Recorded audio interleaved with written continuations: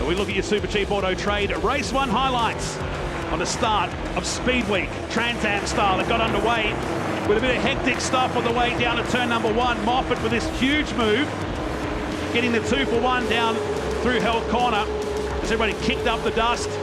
Tim Brook was in the mix in the Wake Up Waltech car, the Chevy Camaro, as the cars headed up the mountain for the first time. And it was relatively willing early on in this race before the big moment happened. It's with left-hand side, so one into of his the wall main on the car, he right, has then made on the contact left, on the ended up right. in the medical centre, but got out of the car under his own steam, which was great news. And we heard from Chris Stubbs that as a driver, the car was wounded, but the driver was okay. And then when the restart happened, James Golding went purple, purple, purple. And that was the strategy.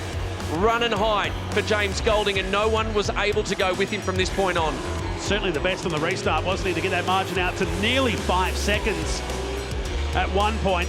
Hazelwood and Moffat, this race-long battle for the minor positions while they battle for the series. This was the first game of Knock Knock Who's There down at the Chase.